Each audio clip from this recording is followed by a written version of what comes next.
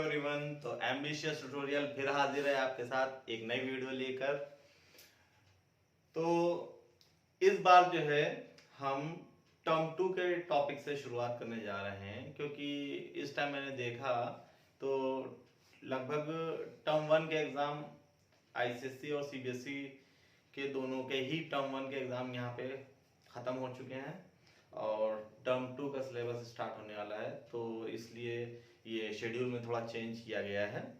तो टर्म 2 के टॉपिक्स की वीडियो अब इस चैनल पे आपको पहले मिल जाएगी, ठीक है, ताकि आने वाले टाइम पे आप उस वीडियो का इस्तेमाल कर सकें, ठीक है। तो आज हम टर्म 2 का हमने एक टॉपिक लिया है अरिथमेटिक प्रोग्रेशन, ठीक है। ये एक कॉमन टॉपिक है अरिथमेटिक प्रोग्रेशन। ये आईसीएसई बोर्ड में भी है, सीबीएसई में भी है और यूपी बोर्ड में है, इसलिए मैंने ये कॉमन टॉपिक उठाया है। तो जिससे कि ये तीनों बोर्ड्स के जो स्टूडेंट हैं तो वो अपना कॉन्सेप्ट क्लियर कर सकें, ठीक है। तो आज हम सिर्फ अरिथमेटिक प्रोग्रेशन के कॉन्सेप्ट के बारे में देखेंगे, उसके फॉर्मूलाज देखेंगे और how to derive its formula, कैसे उसके फॉर्मूले का डेरिवेशन आएगा, फॉर्मूले कैसे बने, इस बारे में हम देखेंगे, ठीक है। तो चलिए शुरू करते हैं हमारा टॉपिक अरिथमेटिक प्रोग्रेशन। तो जैसा कि आपको यहाँ पे दिख रहा है, इसका जो टर्मिनोलॉजी है अरिथमेटिक प्रोग्रेशन की, तो अरिथमेटिक का जो असली मीनिंग होता है, arithmetic is a branch of mathematics, ठीक है ना, जहां पे हम नंबर्स के बारे में पढ़ते हैं, उनको जोड़ना, घटाना, मल्टीप्लिकेशन, डिवीजन, ठीक है। वैसे तो देखा जाए तो अरिथमेटिक में हम 4 ऑपरेशन देखते हैं। नंबर्स को कैसे ऐड किया जाए, नंबर्स को कैसे सब्ट्रैक्ट किया जाए, नंबर्स को कैसे मल्टीप्लाई किया जाए और नंबर्स को कैसे डिवाइड किया जाए, ठीक है ना। लेकिन यहाँ पे अरिथमेटिक वर्ड जो लिया गया है तो उसमें इन्होंने सिर्फ 2 चीजों का इस्तेमाल किया है, एडिशन और सब्सट्रैक्शन का, ठीक है। अच्छा, और प्रोग्रेशन का मतलब होता है कि मतलब एक डायरेक्शन में बढ़ते जाना या एक डायरेक्शन में घटते जाना। बहुत से लोग प्रोग्रेशन का मतलब सिर्फ प्रोग्रेस करना ही, मतलब बढ़ना ही इमेजिन करते हैं कि प्रोग्रेस हो रही है तो इसका मतलब बढ़ ही रहा होगा, ठीक है ना। लेकिन ऐसा जरूरी नहीं है कि प्रोग्रेस जो है, अगर प्रोग्रेस लिखा है, प्रोग्रेशन लिखा है तो हमेशा चीजें बढ़ेंगी, ऐसा नहीं है, ठीक है ना।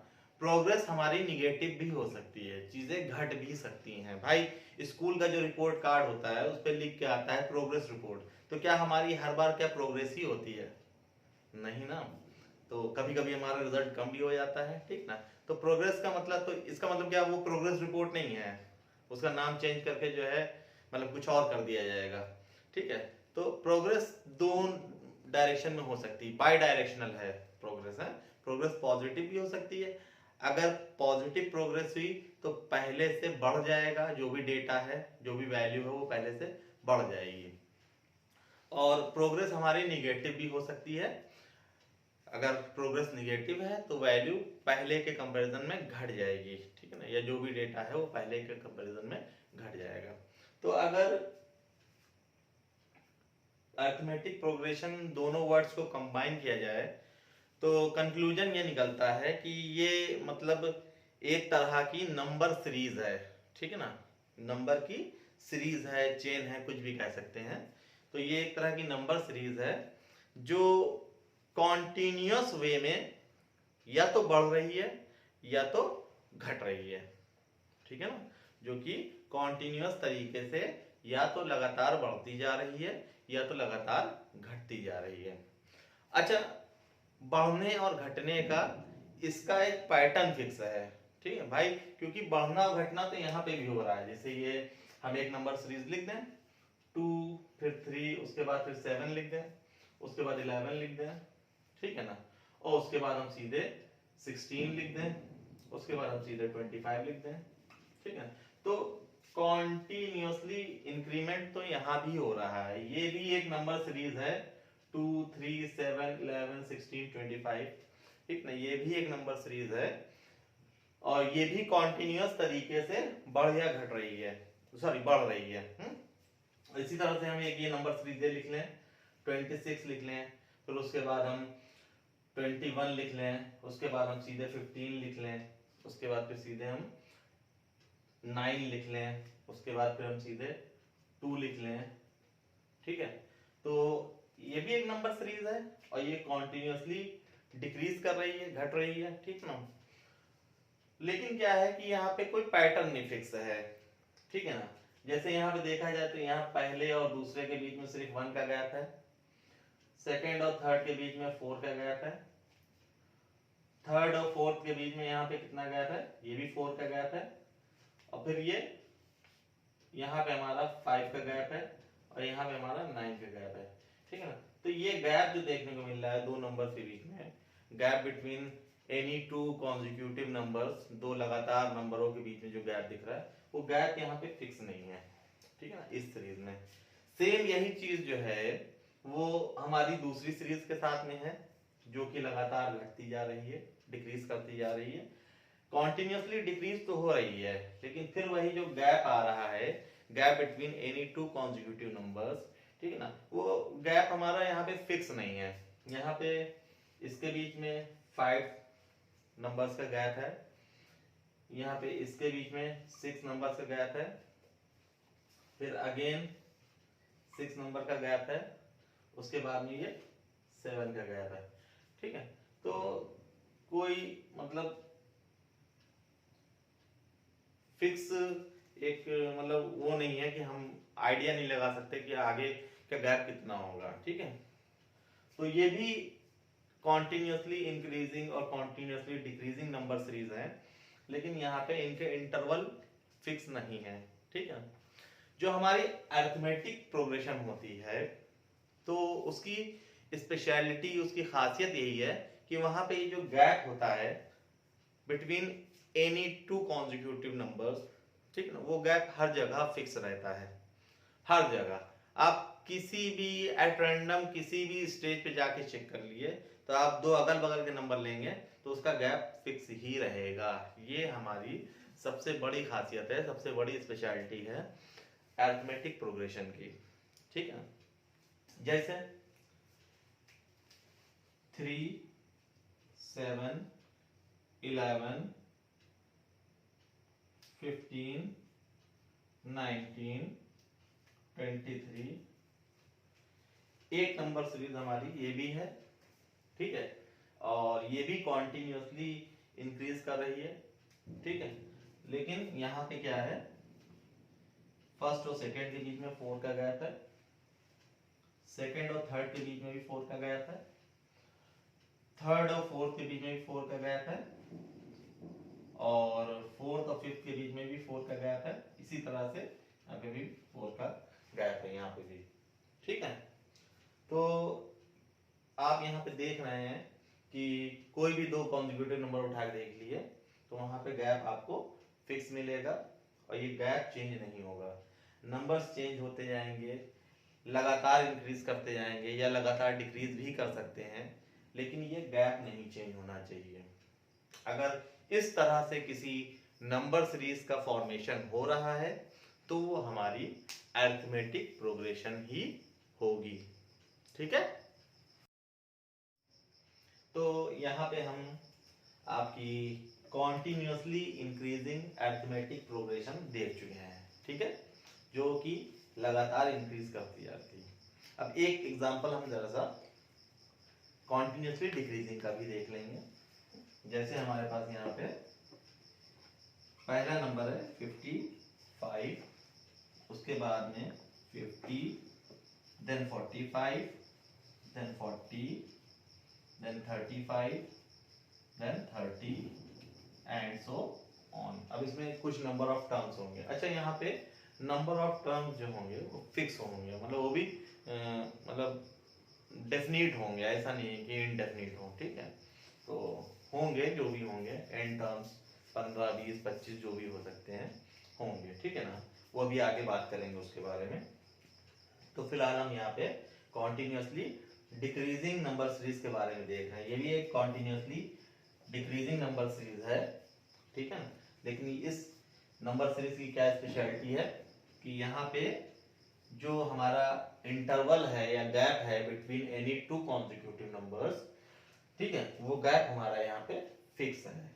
यहाँ पहले और दूसरे के बीच में भी 5 का गैप है, दूसरे और तीसरे के बीच में भी 5 का गैप है, थर्ड और फोर्थ के बीच में भी 5 का गैप है, फोर्थ और फिफ्थ के बीच में 5 का गैप है, फिफ्थ एंड सिक्स्थ के बीच में भी 5 का गैप है, ठीक ना।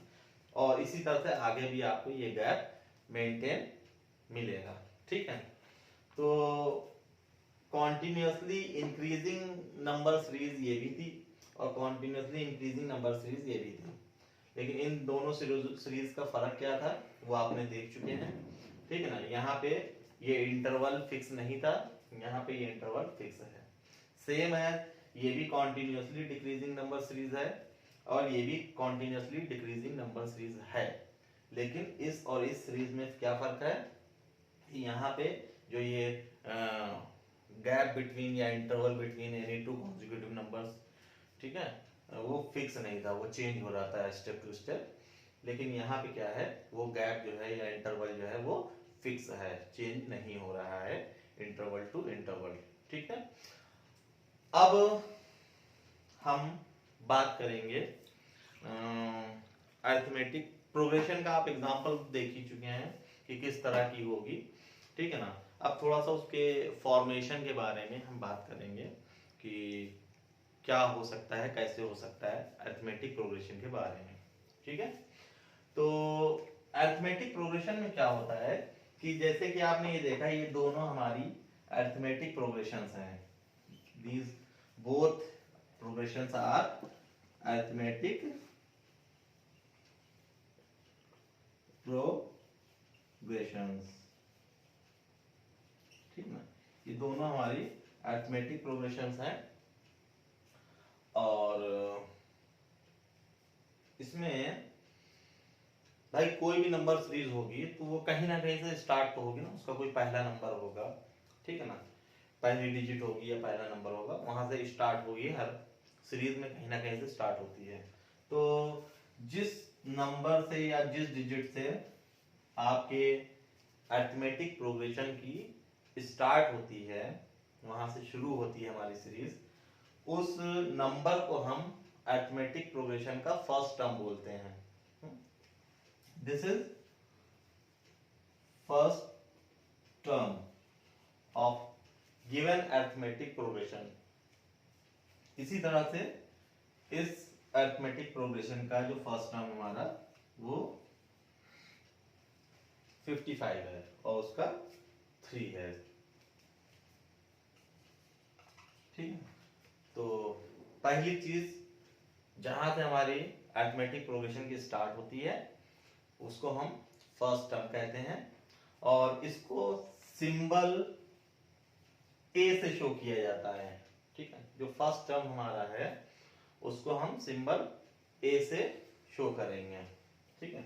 चाहे कॉन्टिन्यूसली इंक्रीजिंग नंबर सीरीज का हो और चाहे कॉन्टिन्यूसली डिक्रीजिंग नंबर सीरीज का हो, दोनों को ही हम ए से डिनोट करेंगे।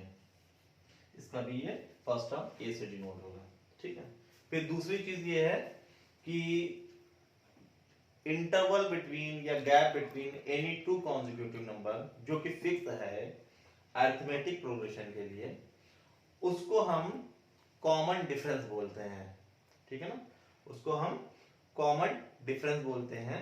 जैसे यहाँ पे ये 4 आ रहा है interval between any two consecutive number at any place, ठीक है। तो जैसे यहाँ पे ये 4 ये 4 ये 4, तो ये 4 जो है वो क्या कहलाएगा, इस 4 को हम कॉमन डिफरेंस बुलाएंगे, ठीक है। इसी तरह से यहाँ पे ये जो 5 है, ठीक है ना, तो इसको भी हम कॉमन डिफरेंस बुलाएंगे,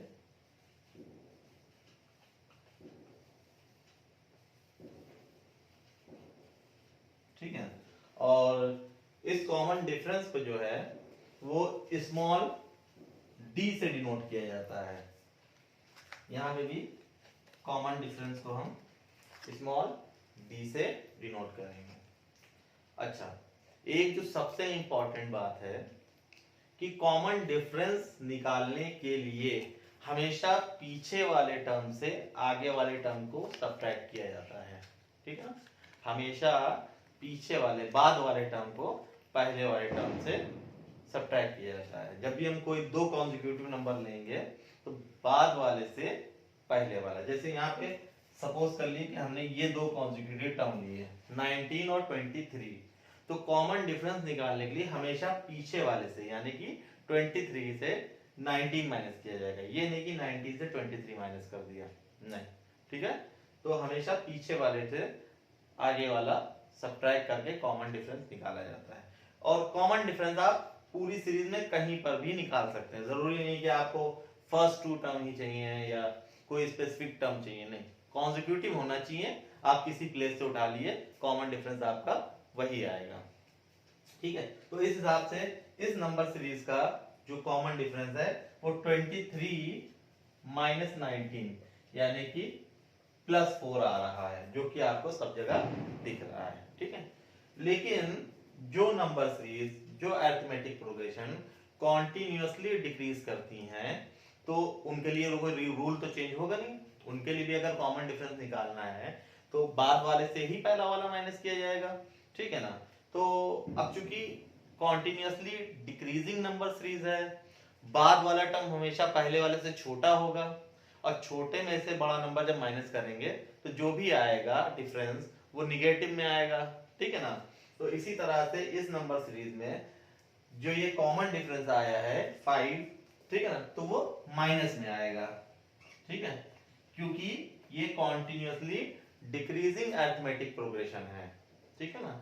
यहाँ पे आपको कहीं पर से भी कॉमन डिफरेंस निकालना हो, फॉर एग्जांपल हमने यहाँ पे ये 45 और 42 कॉन्जिक्यूटिव नंबर्स ले लिए और इनकी हेल्प से अगर हम कॉमन डिफरेंस निकालना चाहें तो यहाँ पे भी वही रूल लगेगा कि बाद वाले नंबर में से पहले वाला नंबर माइनस होगा।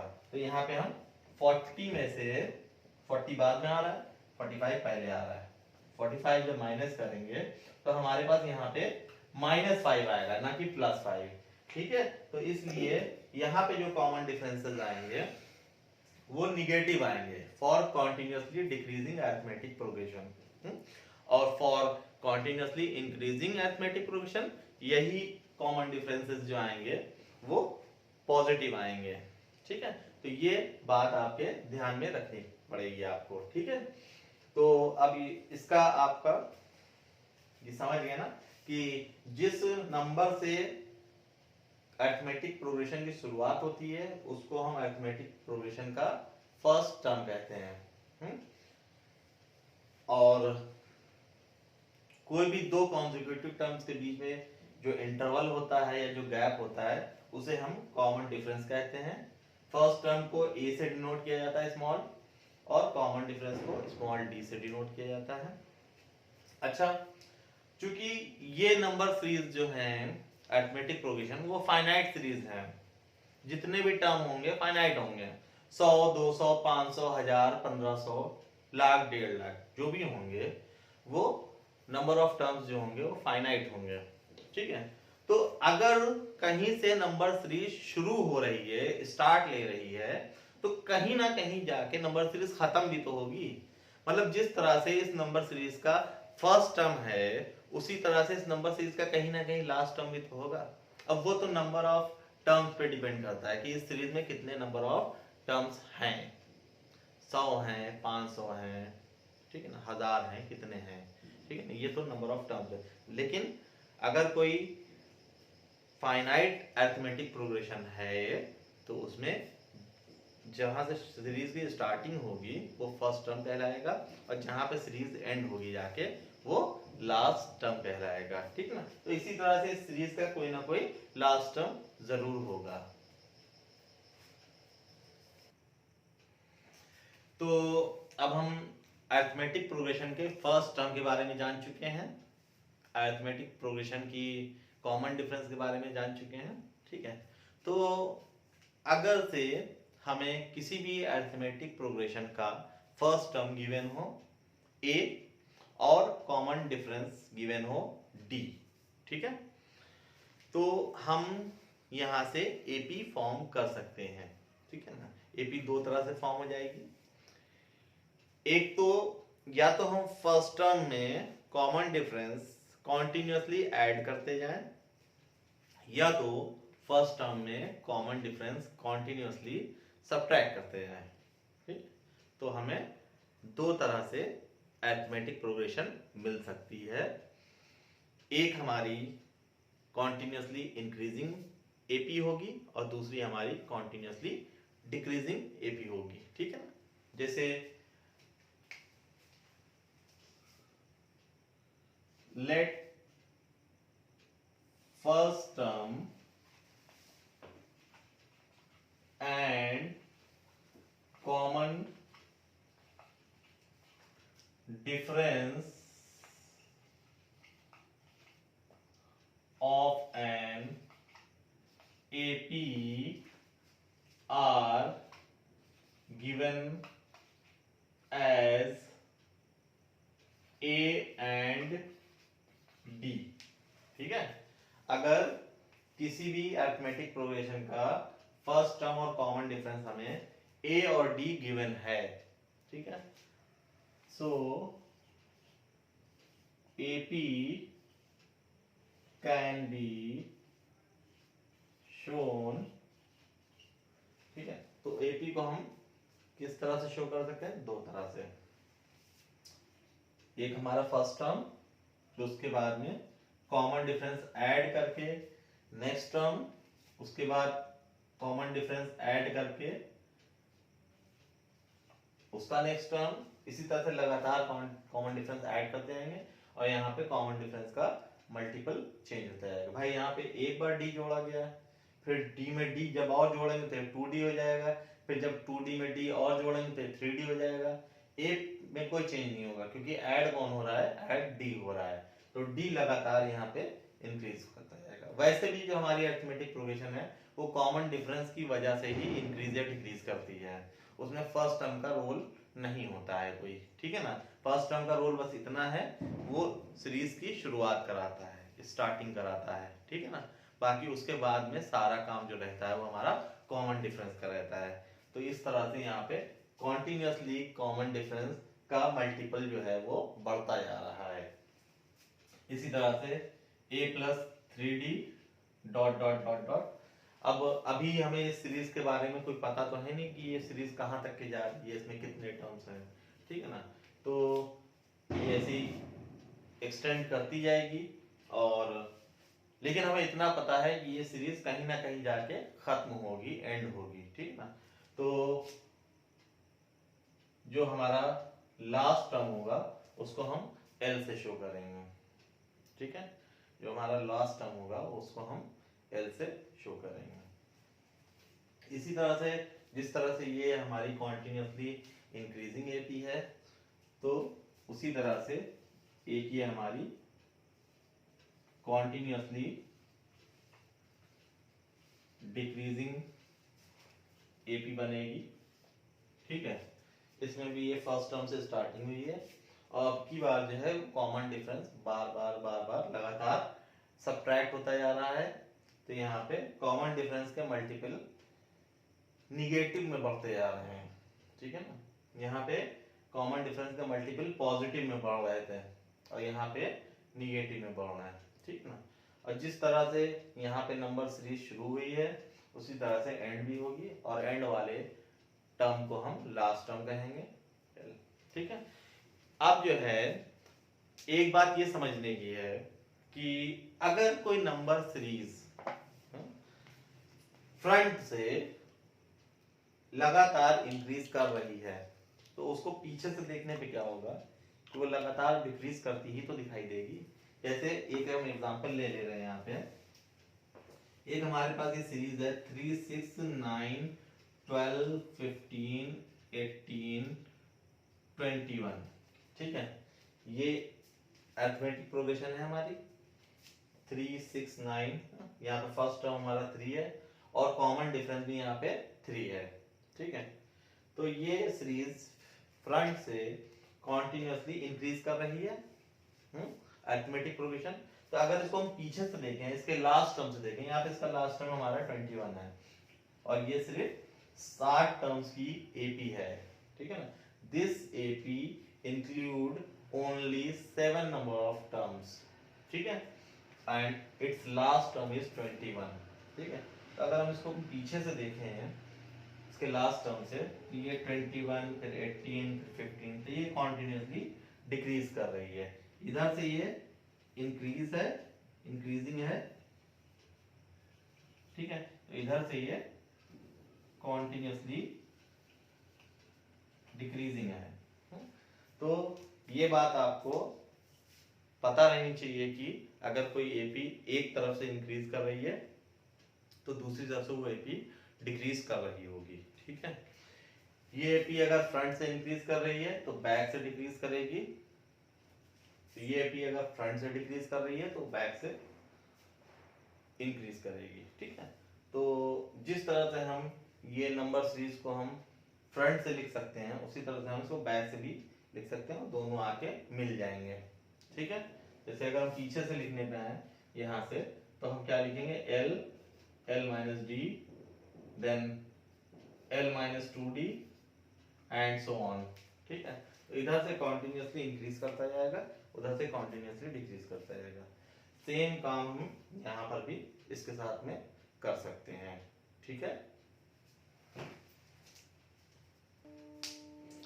तो अब यहाँ तक के हमने एपी के बारे में बहुत अच्छे से सब कुछ जान लिया, कैसे इंक्रीज करती है, कैसे डिक्रीज करती है, कौन सा फर्स्ट टर्म है, कौन सा कॉमन डिफरेंस है, ठीक है ना। सारी चीजों के बारे में हम बात कर चुके हैं। अब हम चलते हैं जनरल टर्म ऑफ एपी की तरफ। जनरल टर्म क्या होता है कि जैसे मान लिए कि कोई अरिथमेटिक प्रोग्रेशन दी है और वहां पे उसके नंबर ऑफ टर्म्स जो है वो फाइनाइट है। मान लिए कि कोई एपी है, वो 25 टर्म की एपी है, 25 नंबर ऑफ टर्म्स उसमें हैं, ठीक है। फॉर एग्जाम्पल 7, उसके बाद में 13, 19, 25, 31, 37 dot dot dot dot up to 25 terms, ठीक है ना। तो ये आपको यहाँ पे अरिथमेटिक प्रोग्रेशन नजर आ रही है, जिसका फर्स्ट टर्म हमारा 7 है और कॉमन डिफरेंस जो है 13 माइनस 7 यानी कि 6 है। और ये कॉमन डिफरेंस कोई भी दो कॉन्जिक्यूटिव टर्म्स के बीच में आपको देखने को मिल जाएगा, ठीक है ना। आप पूरी सीरीज चेक कर सकते हैं, सब जगह पे आपको कॉमन डिफरेंस 6 ही मिलेगा, ठीक है। तो अब इस सीरीज में बताया गया है कि इस सीरीज में 25 टर्म्स हैं, ठीक है ना। इन सबको मिला के टोटल टर्म्स जो है वो 25 हैं, ठीक है। अब यहाँ पे हमें कुछ टर्म्स तो नजर आ रहे हैं, ठीक है। जैसे यहाँ first, second, third, fourth, fifth, six 6 term तक के हमें यहाँ पे नजर आ रहा है और बाकी इसके आगे के टर्म नजर नहीं आ रहे हैं। हालांकि हम लिख सकते हैं, ठीक है ना, हमारे पास कॉमन डिफरेंस है, उसके बिहाफ पे हम ऐड कर करके लिख सकते हैं, ठीक है। लेकिन अभी यहाँ 25 टर्म की सीरीज है, अभी आने वाले टाइम पे हो सकता है 100 टर्म्स की सीरीज आ जाए, 500 टर्म्स की सीरीज आ जाए। तो अब इतने सारे टर्म्स हम लिखेंगे थोड़ी ना, ठीक है ना। तो तरीका क्या होता है कि शुरू के 4-5 टर्म्स लिख के सीरीज के और उसके बाद उसको डॉट डॉट डॉट से कंटिन्यू करा दिया जाता है, ठीक है। लेकिन अब अचानक से अगर हमसे कोई पूछ बैठे कि इस सीरीज का, जैसे इसमें 25 टर्म है, तो हमसे कोई पूछ बैठे कि इस सीरीज का 16 टर्म क्या होगा, इसका 16वां टर्म क्या होगा, ठीक है ना, या 21st टर्म क्या होगा इस सीरीज का, ठीक है ना। अचानक से कोई पूछ बैठे तो ये जो रैंडम वे में जो नंबर पूछे जाते हैं, टर्म्स पूछे जाते हैं, ठीक है ना, उन्हें हम जनरल टर्म कहते हैं, ठीक है। जनरल टर्म में क्या होता है कि आप उसमें किसी भी नंबर को पूछ सकते हैं, ठीक है ना, रैंडमली कुछ भी, ठीक है। तो और उसका आपको रिप्लाई मिल जाएगा कि भाई जनरल टर्म हमारा ये है। अगर आपने 16 टर्म पूछा है तो पता चल जाएगा आपको कि 16 टर्म क्या होगा। आपने अगर 21st टर्म पूछा है तो आपको पता चल जाएगा कि 21st टर्म इस सीरीज का क्या होगा, ठीक है ना। तो इस तरह से ये हमारा जनरल टर्म होता है। अब इसको कैसे निकालेंगे वो भी आगे देखते हैं अभी। अच्छा, तो जिस तरह से फर्स्ट टर्म को ए से शो किया जाता है, कॉमन डिफरेंस को डी से शो किया जाता है, लास्ट टर्म को एल से शो किया जाता है, इसी तरह से general term of an AP को हम दो तरह से शो कर सकते हैं अलग अलग बुक्स में। वो अपने मतलब उनकी मर्जी है कि वो कैसे भी ले लेते हैं। दो तरीके हमारे पास, एक तो जनरल टर्म को टी एन से शो कर सकते हैं और एक हम इसको ए एन से शो कर सकते हैं, ठीक ना। दोनों का मतलब जनरल टर्म ही है, ठीक है ना। अब अगर यहाँ पे एन की जगह पे जो नंबर लिखा होगा, जो सा ऑर्डर लिखा होगा, हमसे उस टर्म के बारे में पूछा गया है। जैसे यहाँ पे फॉर एग्जांपल लिखा है T17, तो हमसे इस सीरीज का, इस एपी का 17 टर्म पूछा जा रहा है कि 17th टर्म क्या होगा इसका, ठीक है ना। अगर यहाँ पे मान लिए कहीं पे लिखा है कि A23, ठीक है, तो हमसे इस सीरीज का जो भी हमारी गिवन सीरीज है उसका 23rd टर्म पूछा जा रहा है, ठीक है। तो यहाँ पे एन डिनोट करेगा कि हमसे कौन सा टर्म पूछा जा रहा है, ठीक। तो एन के हिसाब से हमको टर्म बताना है, ठीक है। तो इसको जो है अब हम इसको सीखेंगे कि ये जनरल टर्म हमारा कैसे निकाला जाता है। तो चलिए देखते हैं कि हम जनरल टर्म, किसी भी अरिथमेटिक प्रोग्रेशन पे जनरल टर्म कैसे निकाल सकते हैं, कैसे उसको हम बता सकते हैं, ठीक है। तो जैसे कि हमने यहाँ पे अज्यूम किया था कि कोई एपी है, let first term and common difference of an AP are given as A and D, ठीक है। तो कोई एपी है जिसका फर्स्ट टर्म हमने ए अज्यूम कर लिया और उसका कॉमन डिफरेंस हमने स्मॉल डी अज्यूम कर लिया, ठीक है। तो उस एपी को हम जो लिखेंगे तो वो लिखने का तरीका क्या है, पहले भी हम दिखा चुके हैं आपको कि उसको एपी को ऐसे लिखा जाएगा।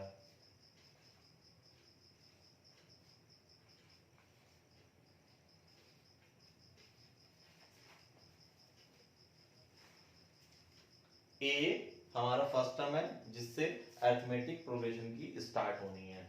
उसके बाद फर्स्ट टर्म में कॉन्टिन्यूसली कॉमन डिफरेंस ऐड करते करते हम पूरी अरिथमेटिक प्रोग्रेशन अपनी फॉर्म कर लेंगे, ठीक है। तो नेक्स्ट टर्म हमारा हो गया a प्लस डी, उसके बाद वाला a प्लस 2d, उसके बाद वाला a प्लस 3d, और यहाँ पे हमें नंबर ऑफ टर्म्स पता नहीं है कि कितने हैं, फाइनाइट हैं लेकिन ये नहीं पता कितने हैं। तो हमने मान लिया यहाँ पे इसमें अप टू n टर्म्स, ठीक है, कुछ टर्म्स होंगे इसमें, ठीक है। तो अब अगर अचानक से इसका जो है कोई भी टर्म पूछा जाए कि 16 टर्म भाई क्या होगा इसका, इसका 21st टर्म क्या होगा, इसका 53rd टर्म क्या होगा, ठीक है ना। तो इसके बारे में हम कैसे पता लगाएंगे? तो उसके लिए आपको इस पूरी अरिथमेटिक प्रोग्रेशन का पैटर्न ऑब्जर्व करना पड़ेगा, ठीक है ना। देखिए कैसे इस पैटर्न को ऑब्जर्व करते हैं। जैसे कि आप देख रहे होंगे यहाँ पे पहला टर्म जो है वो a है और हम अपने जनरल टर्म को tn या an से शो करते हैं। अच्छा, चलिए हम an लेके चलते हैं, ठीक है। तो अब जो सा ऑर्डर होता है टर्म का वो n की जगह रिप्लेस कर दिया जाता है, ठीक है। तो अगर हम फर्स्ट टर्म की बात करें तो फर्स्ट टर्म के लिए हमारा n इज इक्वल टू 1 हो जाएगा क्योंकि पहला टर्म है, ठीक है ना, सबसे पहले है, ऑर्डर में पहला है, तो n इज इक्वल टू 1 हो जाएगा। तो अगर हम यहाँ पे देखें तो हमारे पास फर्स्ट टर्म जो है सीरीज का वो a है, ठीक है ना, फर्स्ट टर्म इज a। फिर इसके सेकेंड टर्म पे आते हैं तो सेकेंड टर्म के लिए यहाँ पे n की जगह पे 2 रिप्लेस करना पड़ेगा for second term n is equal to 2, और सेकेंड टर्म यहाँ पे है क्या, a प्लस डी, ठीक है। अच्छा, इसी तरह से इस सीरीज का अगर हम थर्ड टर्म देखें तो थर्ड टर्म के लिए हमें यहाँ पे n की जगह पे 3 रिप्लेस करना होगा और ये थर्ड टर्म हमारा हो जाएगा a प्लस 2d।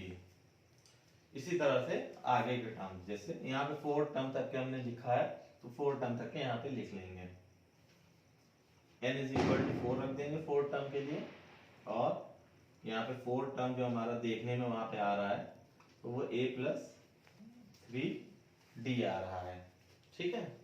अच्छा, अब आप ये देख रहे होंगे कि इन तीनों में d है, यहाँ पे 1d है, यहाँ पे 2d है, यहाँ पे 3d है, और यहाँ पे d नहीं है। अच्छा, जो चीज नहीं होती है उसका जीरो लगा के आगे मल्टीपल उस चीज को लिखा जा सकता है।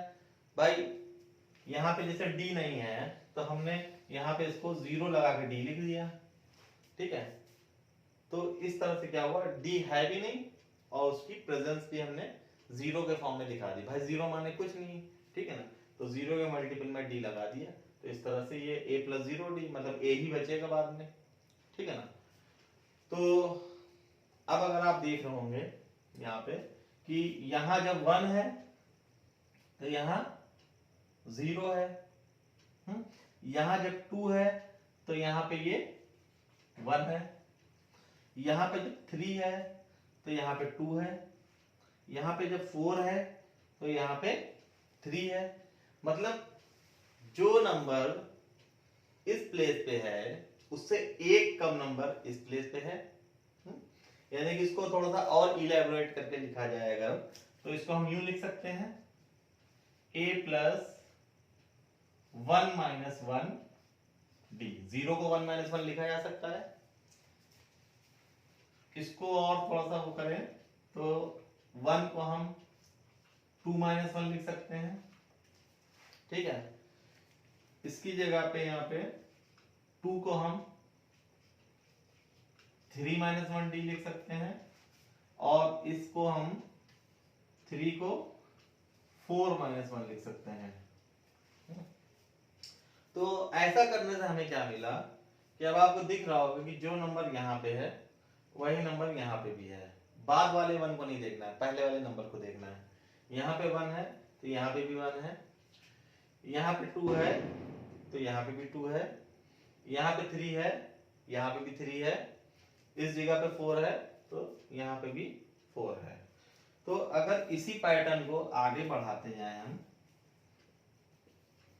तो अगर हमें जनरल टर्म निकालना हो तो जनरल टर्म के लिए हमें यहाँ पे n रखना पड़ेगा, an। ठीक है, तो जब यहाँ पे n रखेंगे तो उसके साथ साथ यहाँ पे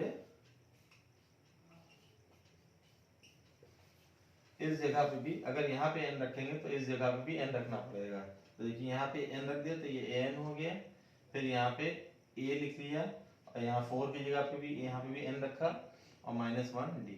ठीक है ना।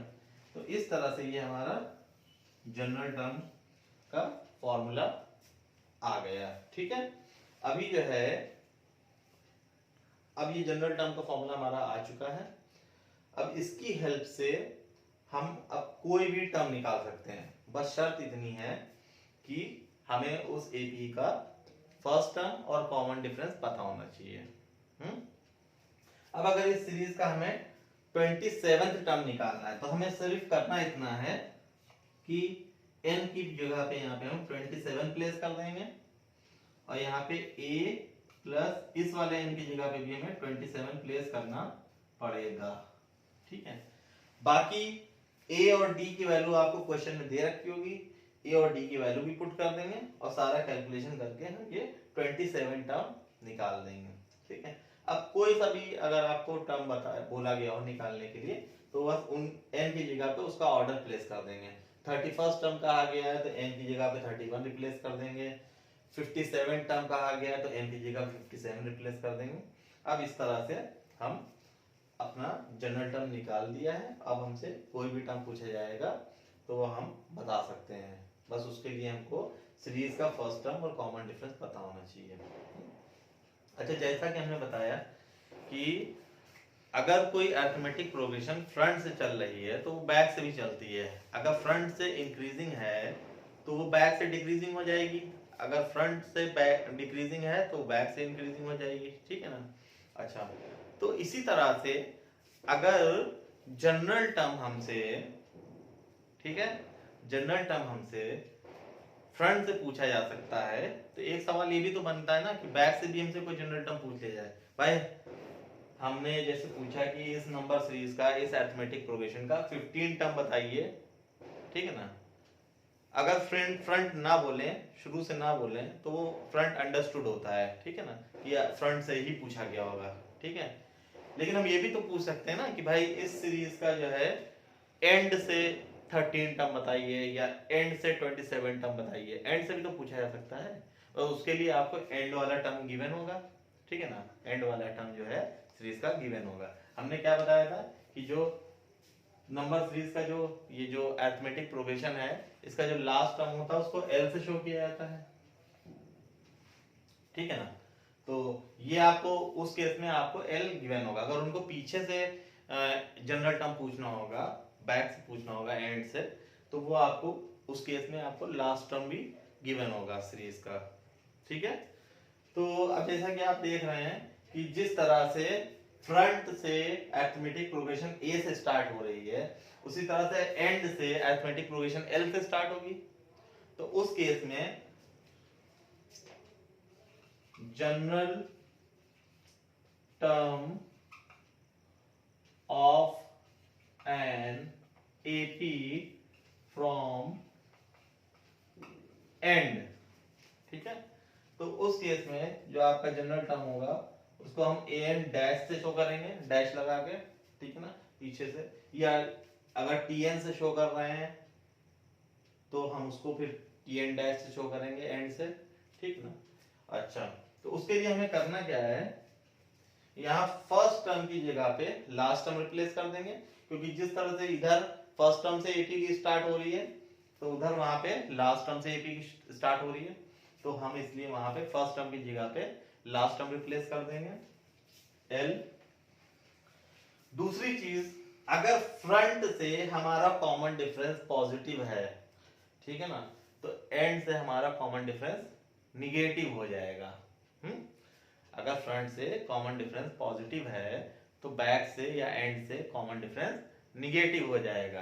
तो अगर हमने फ्रंट से जनरल टर्म निकालने के लिए पॉजिटिव कॉमन डिफरेंस का यूज किया है, तो बैक से या एंड से जनरल टर्म निकालने के लिए हम निगेटिव कॉमन डिफरेंस का यूज करेंगे। तो यहाँ पे इस d की जगह पे माइनस डी रिप्लेस हो जाएगा, तो वो माइनस यहाँ पे शो किया जाएगा, ठीक है ना।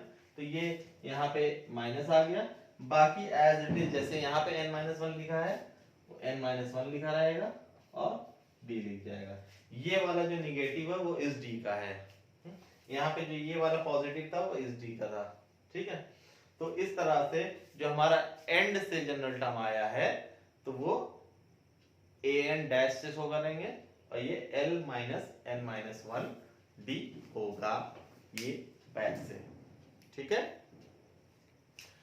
तो अब जो है चलते हैं हम अपने sum of n terms of an AP.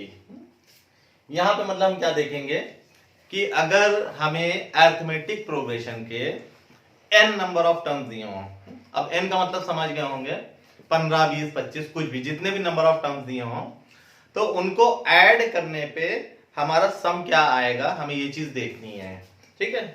अच्छा, जैसा कि हम आपसे बात कर चुके हैं कि अगर किसी अरिथमेटिक प्रोग्रेशन का फर्स्ट टर्म a गिवन हो और common difference small d given हो, तब हमारी एपी क्या बनती है, तब हमारी जो एपी बनेगी वो a plus d, a plus 2d dot dot dot dot and so on, n term सब के जाएगी। एक बात हमने और बताई है कि अगर कोई अरिथमेटिक प्रोग्रेशन शुरू से इंक्रीजिंग है तो वो लास्ट से डिक्रीजिंग होगी, ये भी बात हम बता चुके हैं, ठीक है ना। तो अगर मान लिया कि इसका आखिरी टर्म लास्ट टर्म एल है, तो पीछे से ये अरिथमेटिक प्रोग्रेशन आपको इस तरह से देखने को मिलेगी, L, L minus D, L minus 2d dot dot dot, और ये दोनों तरफ से आके ये इसे मिल जाएगी, ठीक है। तो ये अभी हमने गिवन एपी के n नंबर ऑफ टर्म्स लिखे हैं। अब अगर आपको किसी चीज को जोड़ना होगा तो आप क्या करोगे, सिंपली उसके बीच में प्लस का साइन लगा के ऐड कर दोगे, ठीक है ना। तो हम यहाँ पे भी उसी तरह से काम करेंगे। तो अब हम यहाँ पे इसको हम जोड़ेंगे तो यहाँ पे ये Sn एक सिंबल होता है, Sn का मतलब है सम ऑफ n टर्म्स, ठीक है ना। यहाँ पे n टर्म्स को हम जोड़ रहे हैं इसलिए यहाँ पे Sn लगाए। तो सम ऑफ n टर्म्स यहाँ पे कैसे होगा, ये हमारा फर्स्ट टर्म, इसमें हमने दूसरा टर्म जोड़ा a प्लस डी, फिर हमने तीसरा टर्म जोड़ा a प्लस 2d, ऐसे हम जोड़ते चले जाएंगे प्लस का साइन लगा लगा के, डॉट डॉट डॉट डॉट। और जैसे ये इधर से बिगिनिंग से ऐड होगा उसी तरह से वो एंड से भी ऐड होगा। तो एंड से कैसे ऐड होगा, l plus l minus D plus l minus 2d plus और ये डॉट डॉट डॉट डॉट, ये इस तरह से इसका ऐड हो जाएगा, पूरा सम ऑफ n टर्म्स का ऐड हो जाएगा। अच्छा, अब एक चीज और ये कि अगर हम कोई 3 नंबर या 4 नंबर जैसे मान लिया हम ऐड कर रहे हैं, मान लिया हम ऐड कर रहे हैं 5 प्लस 10 प्लस 15, अगर हम ऐड कर रहे हैं तो चाहे हम 5 प्लस 10 प्लस 15 करें, ठीक, और चाहे हम उल्टा इसको ऐड करें 15 प्लस 10 प्लस 5 करें, इसके रिजल्ट पे तो कोई फर्क पड़ने वाला नहीं है, आंसर वही आएगा, चाहे आप सीधा ऐड करें चाहे आप उल्टा ऐड करें। अच्छा, तो अगर ये सीरीज इस तरह से ऐड की जा सकती है तो इसको हम उल्टा करके भी तो ऐड कर सकते हैं सीरीज को, ठीक है। तो अगर हम उल्टा ऐड करें तब हमारा सम ऑफ n टर्म्स क्या है, कैसे आएगा, l plus l minus D plus l minus 2d plus ये डॉट डॉट डॉट डॉट इधर यहाँ पे a minus 2d a minus D और a, वो उल्टा करने पे ये इस तरह से इसका सम हो जाएगा, ठीक। अब अगर हम थोड़ी देर के लिए इसको इक्वेशन 1 लेट कर लें और इसको इक्वेशन 2 लेट कर लें, और यहां पे हम इन दोनों इक्वेशंस को हम जोड़ लें, इक्वेशन 1 प्लस इक्वेशन 2 ऐड कर लें। तो यहां पे लेफ्ट साइड पे दोनों Sn Sn है, तो Sn और Sn ऐड होने पे 2Sn हो जाएगा, जैसे जिस तरह से a प्लस a 2a हो जाता है, x प्लस x 2x हो जाता है, इसी तरह से Sn प्लस Sn जो है वो 2Sn हो जाएगा, ठीक है। अब जो असली देखने वाली बात है वो यहां पे है, जैसे यहां पे ये फर्स्ट टर्म है, तो अगर हम यहां पे देखें तो ये क्या हो जाएगा, ये a प्लस l हो जाएगा, ये इसका फर्स्ट टर्म है, ये इसका फर्स्ट टर्म है, तो ये a है, ये प्लस l है, तो ये पहला टर्म क्या आ जाएगा, a प्लस l आ जाएगा। अब हम सेकंड टर्म की तरफ अगर हम मूव करें तो यहाँ पे ये प्लस d है और यहाँ पे ये माइनस d है, ये प्लस d से ये माइनस d कैंसिल हो जाएगा, तो सेकंड टर्म में हमारा क्या बचेगा, यहाँ पे फिर से a बचा और यहाँ पे l बचा, तो सेकंड टर्म के ऐड में भी हमें क्या मिलेगा, a प्लस l मिलेगा। अब इसी तरह से हम ये थर्ड टर्म की तरफ मूव करते हैं, तो थर्ड टर्म में ये प्लस 2d है और ये माइनस 2d है, तो ये प्लस 2d है, ये माइनस 2d कैंसिल हो जाएगा, यहां फिर क्या बचेगा, a प्लस l बचेगा। इसी तरह से आप देखेंगे कि ये काम जो है लास्ट तक के होगा और d d कैंसिल होते चले जाएंगे। इस तरह से हर स्टेप में आपको रिजल्ट में a प्लस l ही मिलेगा, चाहे फर्स्ट स्टेप हो, चाहे सेकंड स्टेप हो, चाहे थर्ड स्टेप हो, हर स्टेप में आपको रिजल्ट में जो आपको a प्लस l ही मिलेगा। तो इस तरह से हम ऐड करते चले जाएंगे और हर स्टेप में हमें यहाँ पे a प्लस l मिलता जाएगा, मिलता जाएगा, ठीक है। अच्छा, एक समझने वाली बात, यहां AP में नंबर ऑफ टर्म्स कितने थे, n, तो जो a प्लस l आएगा वो भी n बार आएगा ना, एक बार, दो बार, तीन बार, चार बार, पांच बार, dash dash dash dash n बार, ठीक है ना। तो ये a प्लस l भी जो आएगा वो n बार आएगा, ठीक है। तो अगर किसी चीज को 3 बार जोड़ा जाए, जैसे x को 3 बार जोड़ा जाए तो 3x हो जाता है। a को अगर 5 टाइम्स जोड़ा जाए, 5 बार जोड़ा जाए अगर a को, तो 5a हो जाता है, ठीक है ना। तो उसी तरह से अगर किसी चीज को n बार जोड़ा जाए तो वो n आगे मल्टीप्लाई में आ जाता है। तो यहाँ पे a plus L, a plus L, a plus L को n बार जोड़ा जा रहा है, तो यहाँ मल्टीप्लाई में n आ जाएगा, ठीक है। तो यहाँ पे ये n मल्टीप्लाई में आ गया a प्लस एल के, और ये पूरा सम इसका हो गया n into a plus L, ठीक है। तो इस तरह से यहां से ये 2 जो है मल्टीप्लाई का हम सामने भेज देंगे। तो Sn is equal to n a plus l upon 2, ठीक है। तो सम ऑफ n टर्म्स का एक फॉर्मूला हमारा ये बना, ठीक। अच्छा, इसको अगर हम वर्ड्स में लिखना चाहें तो सम ऑफ n टर्म्स जो है वो यहां पे नंबर ऑफ टर्म्स, n की जगह पे क्या है, नंबर ऑफ टर्म्स अपॉन 2, और ब्रैकेट में first term plus last term,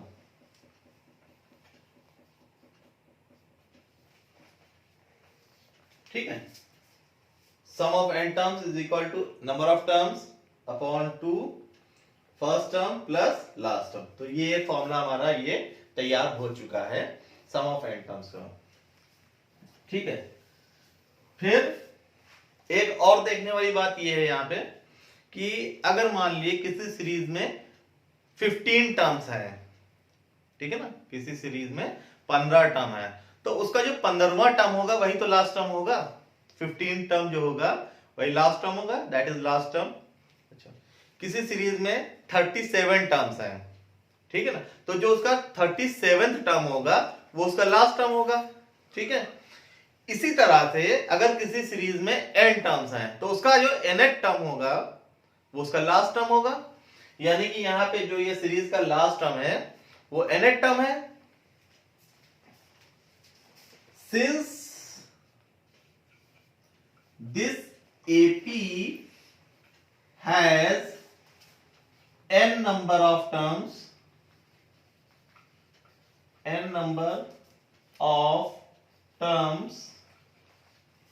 so nth term is its last term, ठीक है। इसमें n नंबर ऑफ टर्म है तो इसका जो nth टर्म होगा वही इसका लास्ट टर्म होगा, ठीक। अच्छा, तो हम यहां क्या लिखेंगे,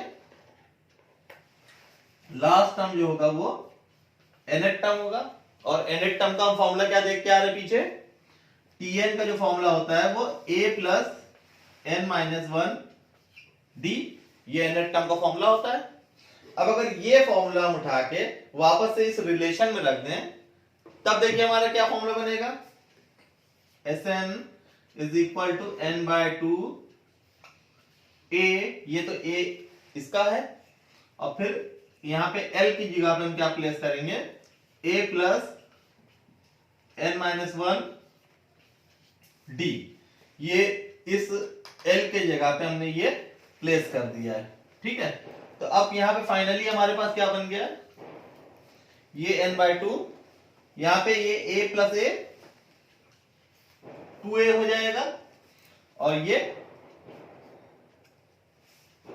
n माइनस 1 d। तो एक फॉर्मूला हमारे पास सम ऑफ n टर्म्स का ये आ गया, Sn is equal to n by 2 2a plus n minus 1 d। तो इस तरह से जो है हम सम ऑफ n टर्म्स निकाल पाएंगे। ये हमारे पास सम ऑफ n टर्म्स के दो फॉर्मूले आ गए हैं, ठीक। अब आगे बढ़ते हुए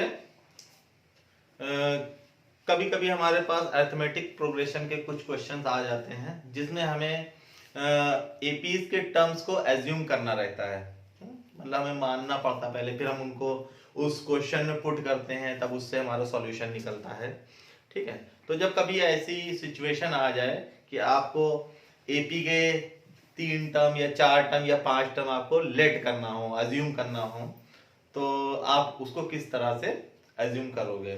ठीक है, जब कभी आपको एपी के 3 टर्म्स अज्यूम करना हो, देखिए 2 बातें हैं। एक तो हो गया कि फर्स्ट 3 टर्म, तो फर्स्ट 3 टर्म तो हमें पता है कि पहला ए होगा, फिर ए प्लस डी होगा, फिर ए प्लस 2 डी होगा, ठीक है ना।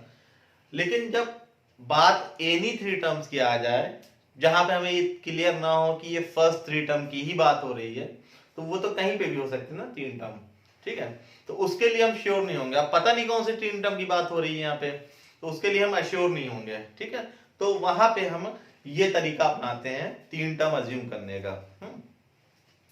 यहां पे भी हम उस एपी का फर्स्ट टर्म ए अज्यूम करते हैं और कॉमन डिफरेंस डी अज्यूम करते हैं, और ये अज्यूम करने के बाद में जो 3 टर्म हम लेट करते हैं वो कुछ इस तरह से है।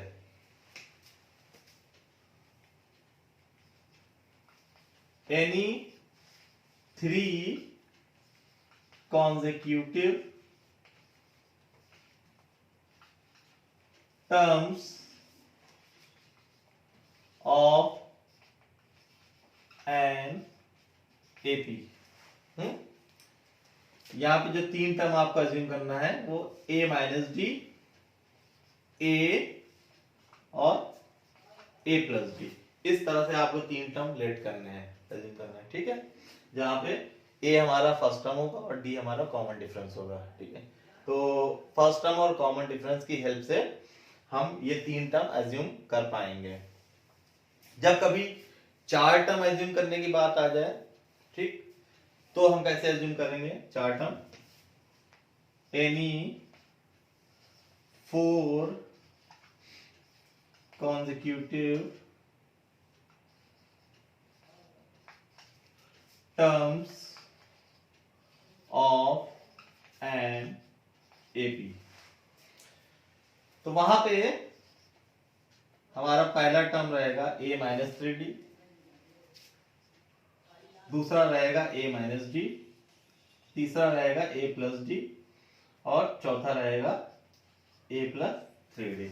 इस तरह से हम कोई 4 टर्म कॉन्जिक्यूटिव टर्म, मतलब लगातार आने वाले, ये नहीं कि कोई बीच बीच से उठा दें, ठीक है ना।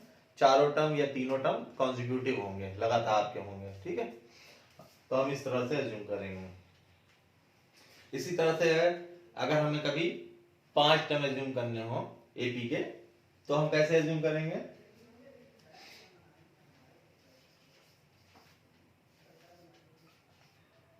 Any 5 consecutive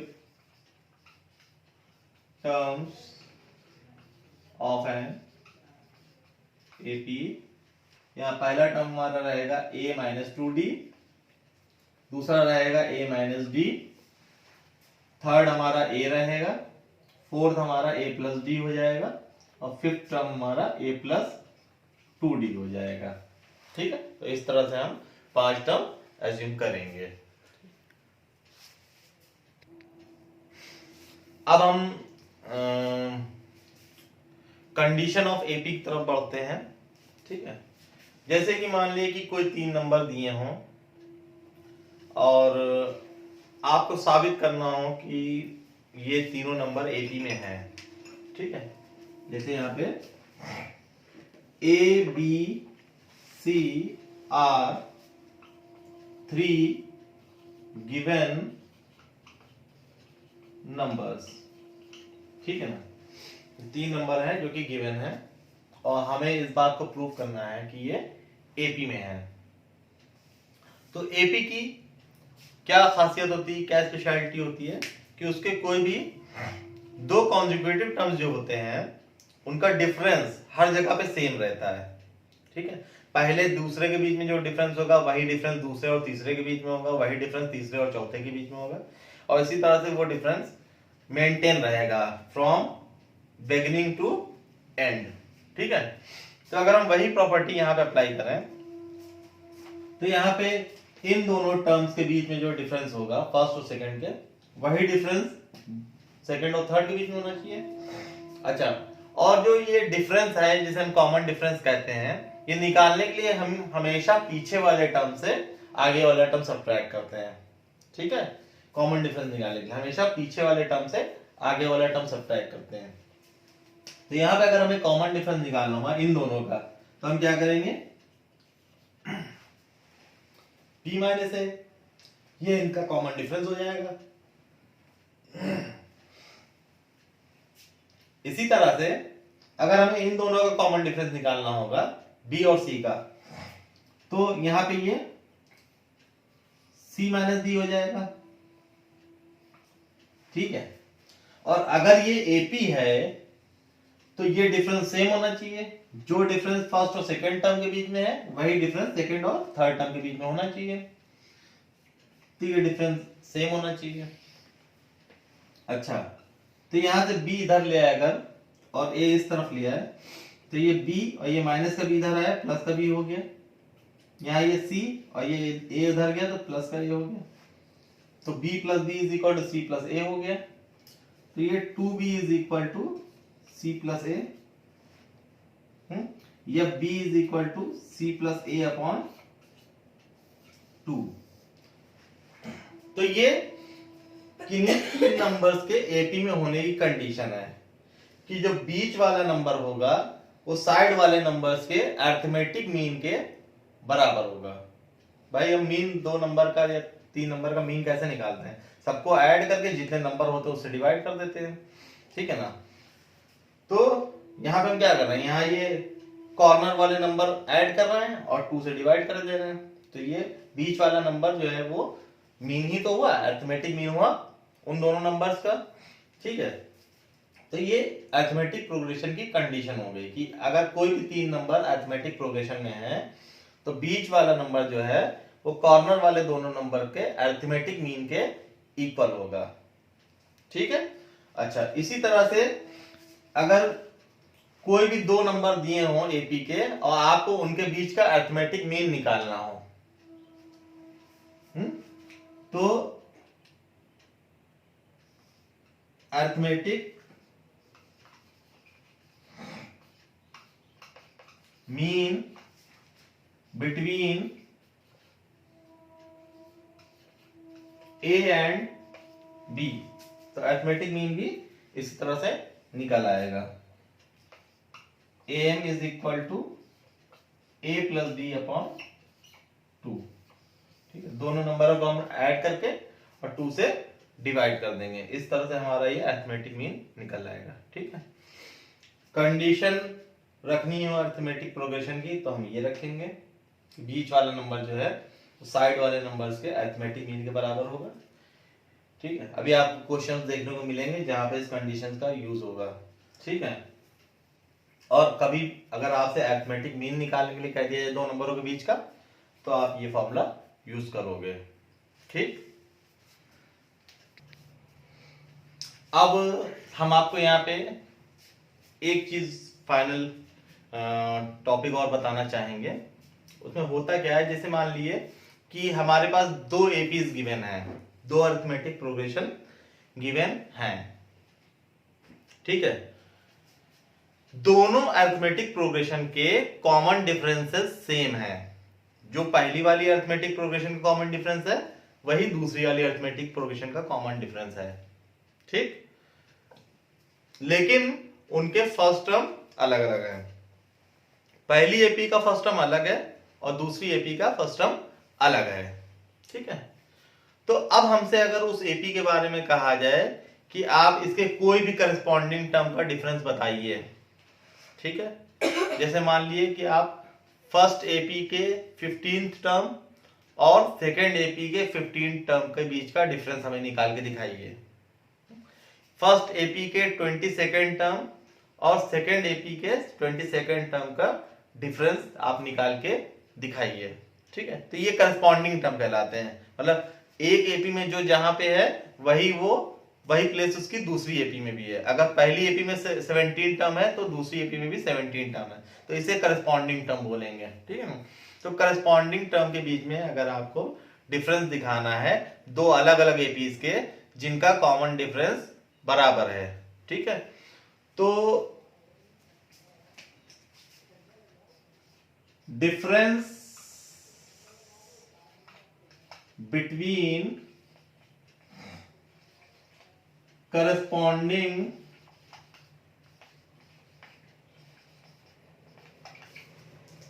terms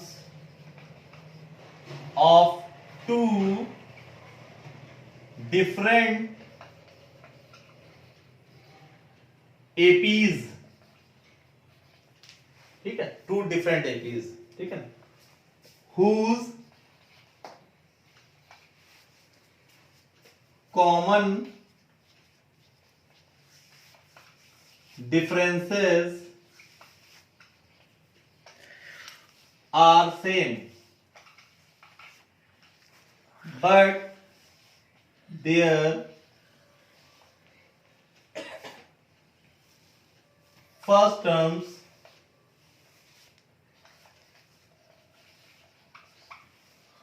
are different, ठीक है, फर्स्ट टर्म अलग अलग है और कॉमन डिफरेंसेस सेम है और दोनों एपीज अलग अलग हैं, हमें उनके करस्पॉन्डिंग टर्म का डिफरेंस निकालना है, ठीक। तो मान लिया हमने कि जो फर्स्ट एपी है उसका फर्स्ट टर्म जो है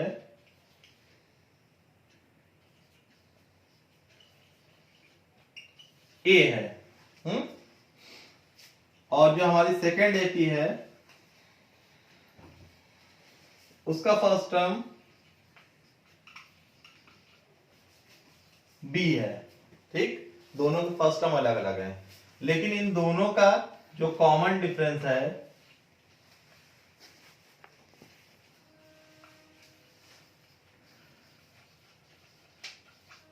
वो डी है, दोनों का कॉमन डिफरेंस डी है। तो अब अगर आपको इनके करस्पॉन्डिंग टर्म, हम मान लेते हैं कि इनके nth टर्म के बीच में डिफरेंस निकालना है, भाई nth टर्म ही जनरल टर्म होगा दोनों सीरीज का और वो करस्पॉन्डिंग टर्म भी होगा दोनों सीरीज का, ठीक है। तो फर्स्ट एपी के बारे में अगर हम nth टर्म लिखेंगे, फर्स्ट एपी का nth टर्म क्या हो जाएगा, a प्लस n-1 d, और ये हमारा फर्स्ट एपी का है। और अगर हम सेकेंड एपी का जनरल nth टर्म लिखेंगे तो उसको हम tn डैश से दिखा रहे हैं, ठीक है। तो ये b प्लस n-1 d हो जाएगा और ये हमारा सेकेंड एपी का है जनरल टर्म, ठीक। अच्छा, अब अगर हमें इनके बीच में डिफरेंस चाहिए है tn माइनस tn डैश, तो हम क्या करेंगे, इनको हम सब्ट्रैक्ट करा देंगे,